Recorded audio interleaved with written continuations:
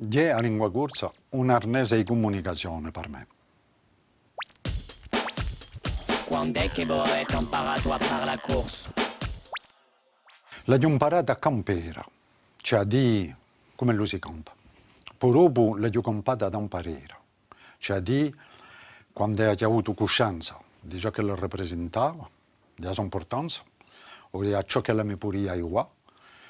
So aveva più di 45 anni, l'ho campato ad imparare tutto il tempo, perché stimo che, come tutto il resto, per avanzare ci vuole fare attenzione, mica a restare a un tale livello, un tale momento, se no si rincula e si perde il corso come il resto.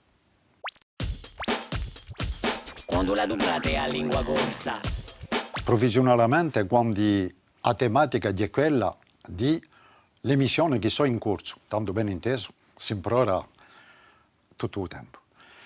O tanto che è possibile tutto il tempo, secondo quale motanco, quale lo si riscorre, o altrimenti la vita riceremo di tutto il tempo, come la bene, quando la bene, è bene suente, bene anche assai, dice quasi sempre. Ma non penso mica che lo sia un difetto, non implorarla mica sempre, basta, quando la si implora, implorarla bene. Chi rappresenta per voi la lingua corsa?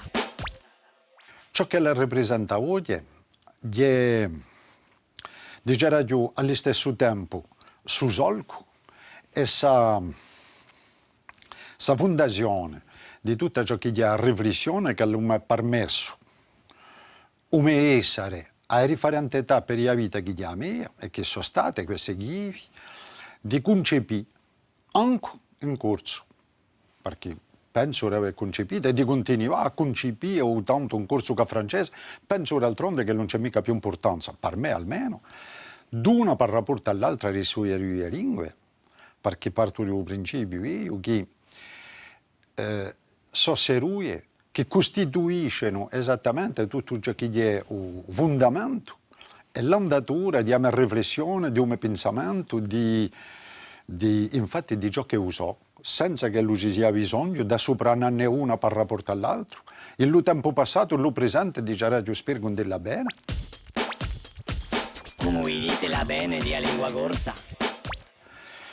Son chiede allo stesso tempo, penso che sia ante ci trova un certo interesse, un interesse certo, un po' che per pretesa parlarlo.